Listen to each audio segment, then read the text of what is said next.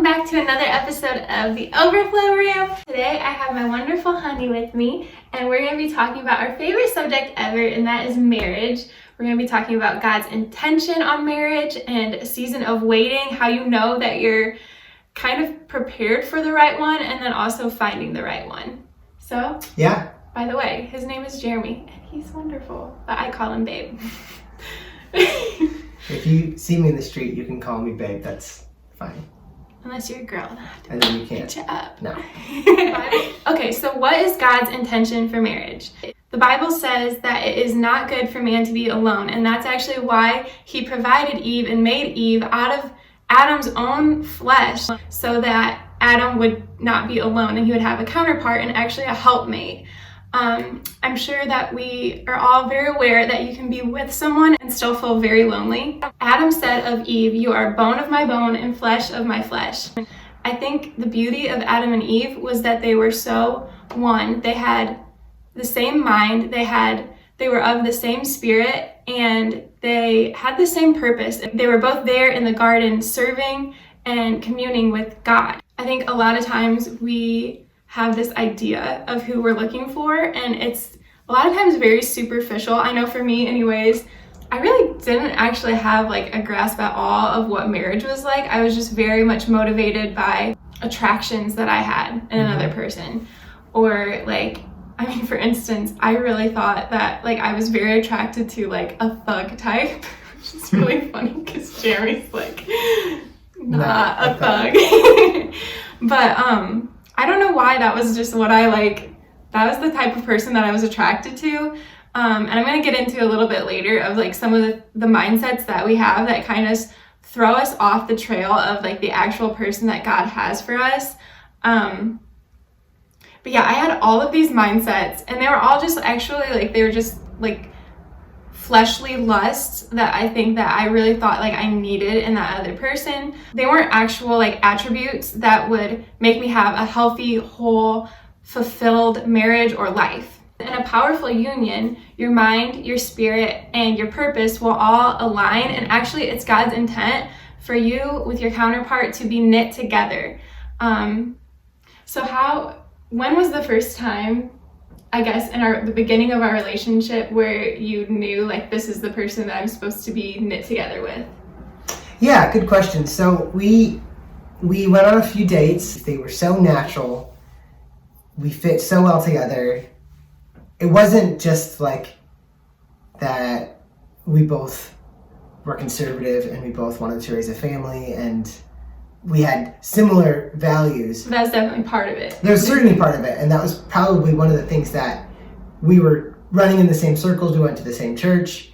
So those are things that kind of initially brought us together. But when we started to realize some of the same theological views we had, and some of the things that maybe people sometimes ignore, I think people sometimes ignore those things. They can actually be red flags in relationships. If you're so different in some of those core values that you can overlook. That's a good point. I'm sorry. No, go ahead. Sure. But I've seen a lot of people that they think, oh, well, yeah, there's this issue that's, it's kind of a big deal, but maybe I can overlook it because maybe we'll grow together. Like maybe he'll change like later on.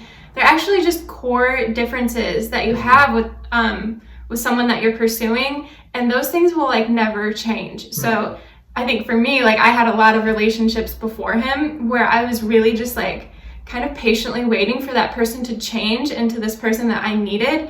And they also, like, if they're being honest, like maybe were infatuated with me in certain areas, and they were really compromising a lot of things that were important to them because they so much wanted to make the relationship work. And honestly, it was just a huge mess. Yeah. But just to think in your own life, what you value most, and looking for those values in your potential spouse. And I think if you don't see those things, you need to be picky. You really do. Yeah. And yeah, that's people settle, and people find themselves in situations where they are dissatisfied in their marriage. And I don't think it's so much, sometimes people change, but I think sometimes people don't know who they're marrying. Yeah, that's a good. So that's really, really important to know, to observe, to know about yourself, and to also discover in that person. Right. Okay, so for me, the moment that I knew for sure that you were the one that God wanted me to be with, well, there's definitely like a lot of moments that like there's definitely a shift where like I knew, okay, Jeremy is definitely being highlighted to me, and I definitely knew, like, before I really even knew you as a person, God was like highlighting him as like a spouse. Like I knew it in my spirit. I knew I needed to entertain that thought of like marrying this person before we ever even really talked. So that is kind of backwards, but that's just like how I roll with the Lord. But a moment when like I was actually getting to know him, that I was just like, okay, yes, like this person is totally the same spirit and mind as me. Is I remember we were sitting on a hill, and we just went to this park, and we were sitting on this hill, and I was just asking him like really deep theological questions that I just knew were very important to me, and I knew they were like a lot of church people had a very strong opinion on these certain things. I think for you, there's things that you believe that are fundamental, and there's also understanding about the Bible that are fundamental to you, that not everyone reads the same verses and get the same interpretation. Right. And you were so totally on the same like frequency as me in those ways. And then also in the ways that like were very important to me, that maybe like you didn't have a full like conclusion of or something like that. You were just very open, and you always respected me and my opinions and my thoughts, and you just definitely entertained them. And another thing is like he always respected my boundaries. Like that actually shocked me, and I think that one is definitely like worth talking about, is that I've never had a relationship where a person really respected like all of my boundaries. And we didn't even kiss until we were married. That was something that God really put in my heart when I was first born again, that the next person that I would kiss would be on my wedding day.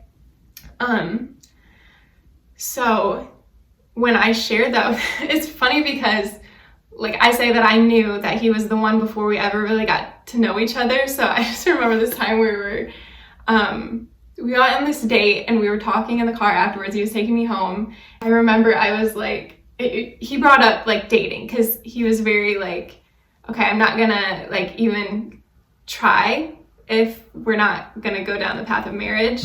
There's no use in wasting our time.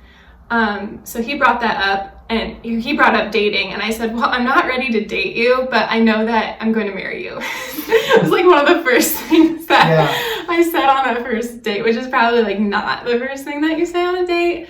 But I also think that our culture has this like backwards mindset of like, okay, you date. I mean, there's just like this grid, right? So like you date for 3 years, and then you get engaged, and then you are engaged for another year, and then you get married, and then you have kids, and somewhere even before then you live together and you try it out for a while. And it's just funny because like the more that I get to know God and his heart for marriage, it's like really there's not that much of a mystery to it. Like I just feel like he wants you to be so confident in the person that you're marrying is the one that he has for you, because you are, I mean, it literally is your entire life. Think about how much you spend, how much time you spend, how much energy, how much effort. It's like it literally is your counterpart, is your other half, and you do become one. And so God is like, he doesn't joke around about the person that you're marrying, and he definitely does not have like,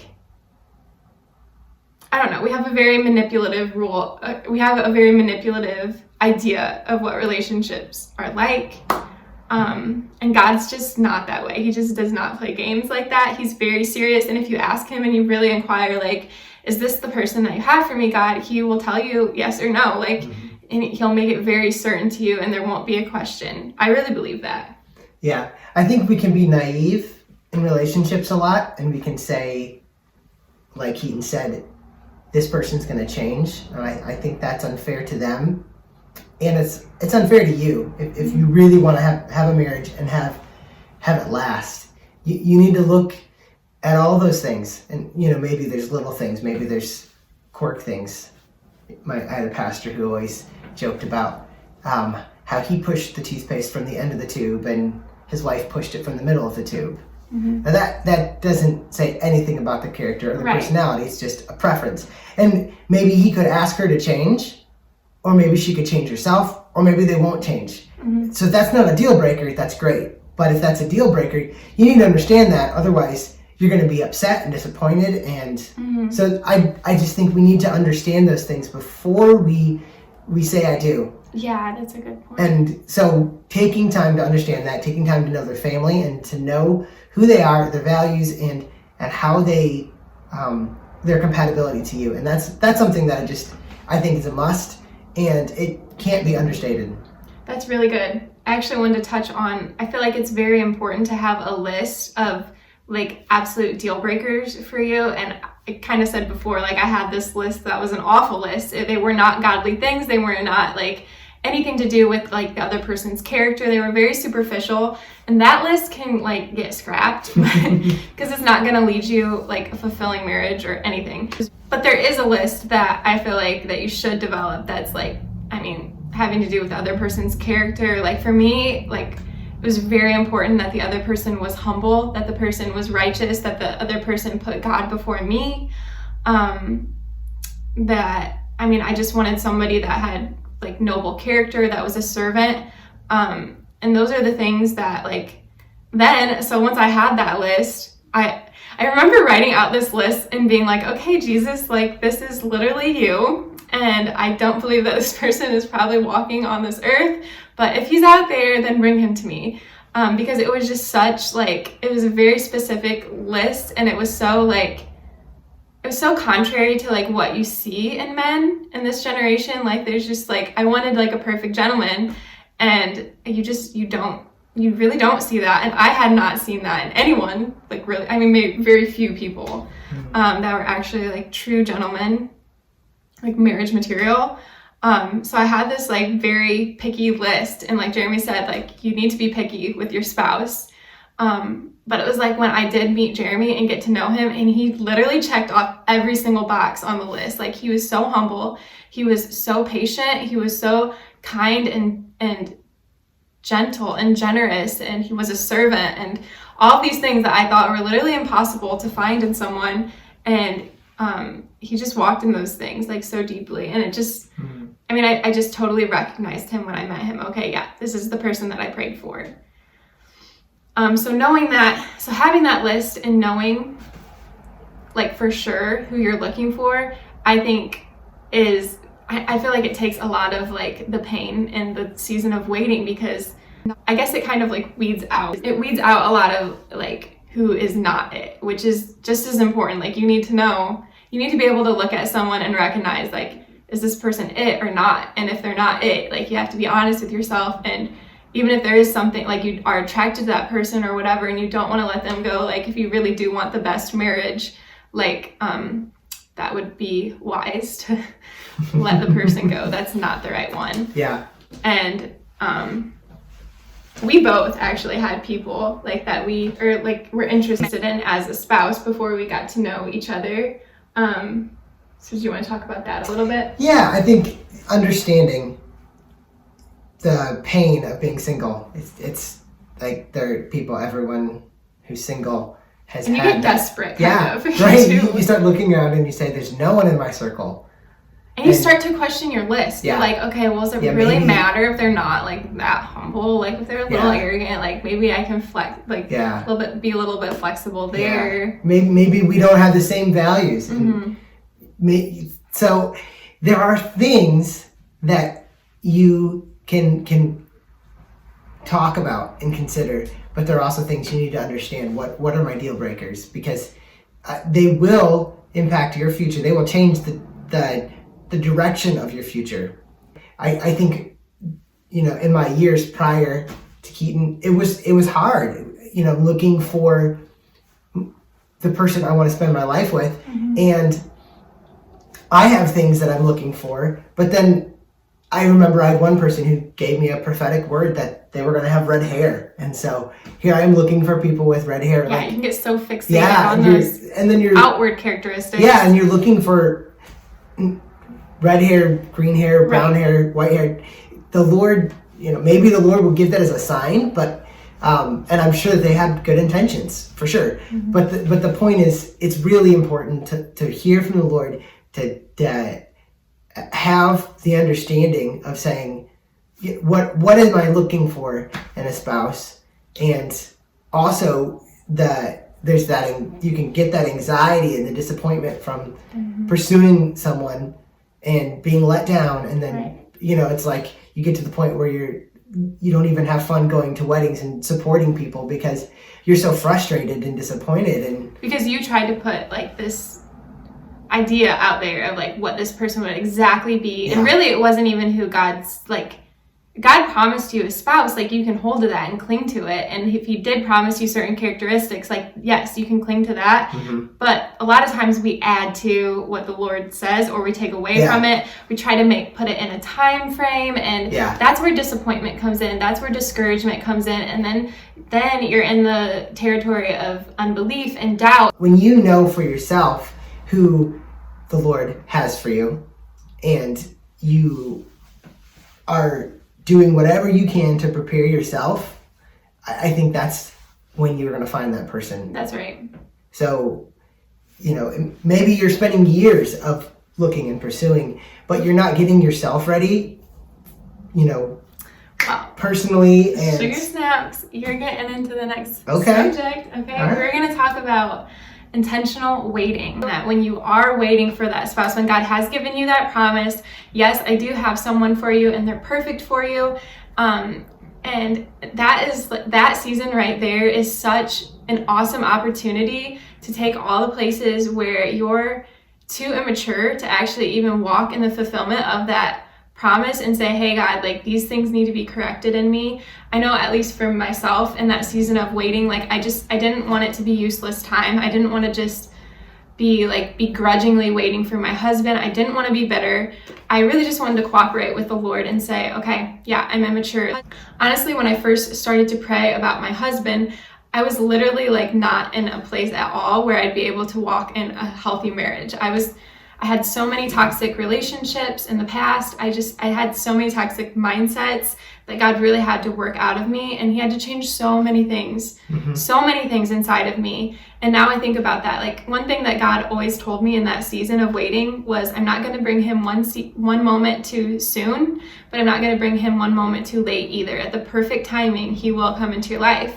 And so I really had that. And I just really cooperated with the Lord. I just remember him, like, and you know what? It's also like, you're so motivated in that season to have the fulfilled promise that you are, like, I would say, at least for myself, like, way more willing to work with the Lord on certain things that are painful. Like I said, I had very toxic relationships. I had very toxic mindsets. If it weren't for God, like, working those things out of me, I would not have a healthy marriage. I would not have the beautiful life that I do have today, because God really, he did so much for me in that season of waiting. I think even in a honeymoon stage of a relationship, if you're not ready, and you're not getting yourself ready in that relationship, there's going to be disappointment, there's going to be frustration. And not only are you going to say things you'll regret, some people do things they regret. And I think it's really important getting ready to marry that person. You found that person, you're getting ready to marry them, to do the things you need to do. And there's amazing things about being single, but when you're coming into marriage, there's things that you might need to change, and you need to be aware of it, and it's important to talk about it too, really, and not just ignore them. Yeah, I think one of the really important things about developing that list in your season of waiting is that you're able to look at this person that you're asking God for.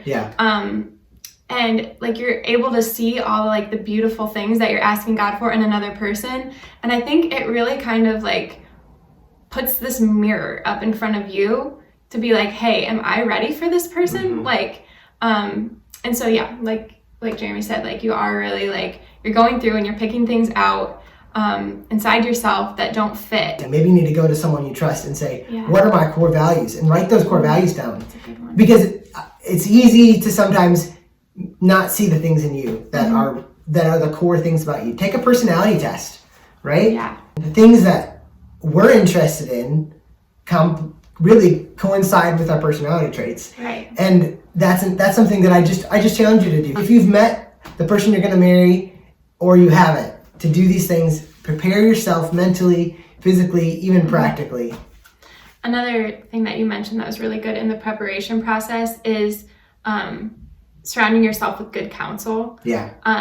Especially in choosing your spouse, because I think we have just like our generation, I think we've gotten so far removed from that, from really surrounding ourselves with godly counsel. And we are very blessed. We have a lot of people, we have an amazing circle around us, both individually and before we were married, we both did. We had a lot of godly counsel. And now, that we're together, we just are surrounded by an incredible circle of people that will tell us, very truthfully, hey, this is not for you, or whatever you're walking in right now, that's not it. And we've just been so cooperative in listening to those voices in our life.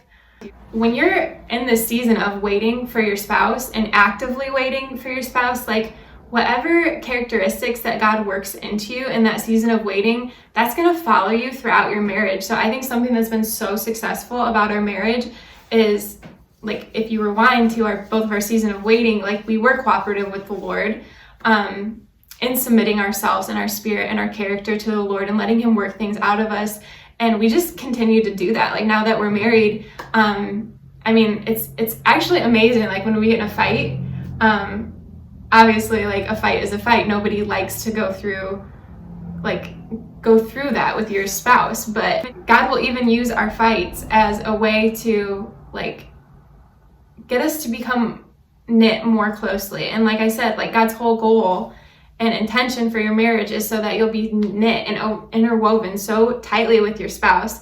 And so when we're fighting, we're actually able to we're learning how to submit to one another. We're learning how to serve one another. We're learning how, hey, this is something inside of me that is not serving Jeremy well. It's not serving God well. And so I don't want it in my life. Our core intention for our marriage has been to serve God and to serve one another. And so if something's not aligning with that, we're able to say, hey, I don't want that, and we can scrap it. So I know that waiting for your spouse and searching for your spouse, it can feel very daunting and it can feel exhausting. And I think for us both, I think we had a lot of lonely nights. I had a lot of tears waiting for my spouse.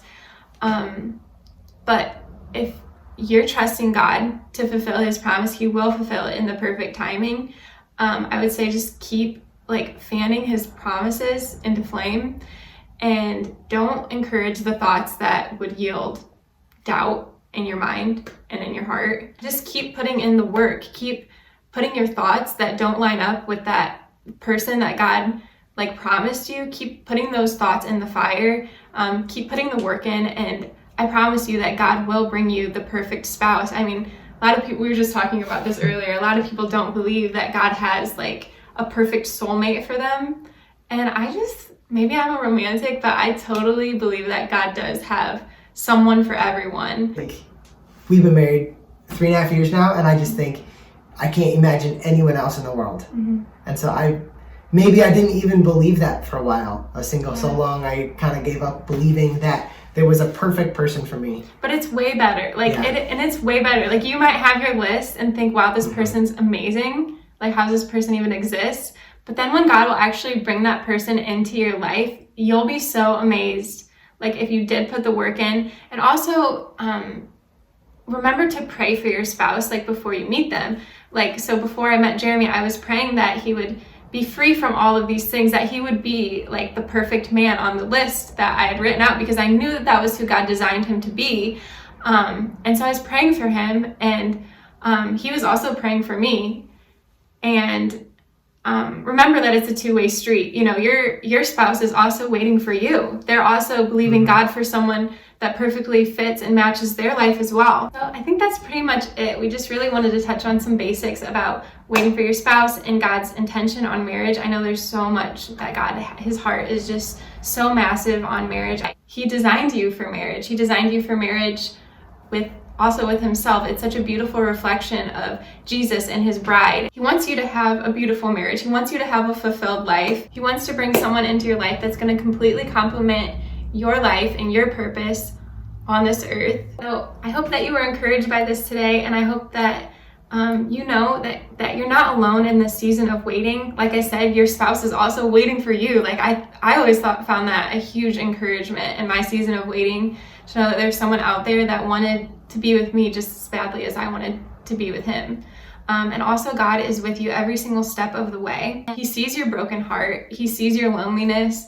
And I think ultimately God wants to heal so many things inside of you before he brings that person into your life. We've only been married 3.5 years, so not that long, but I would say that we have a very beautiful marriage. We have a very fulfilled life. We're very happy together. And we work at it. We work at it every day. So I do feel like we have a lot to offer to the subject of being young and pursuing a godly marriage. So yeah, I'd love to hear from you guys. I'd definitely love to have my husband on my podcast a lot more often. So let us know in the comments some other topics that you guys would like to hear from us. And thank you guys for tuning in.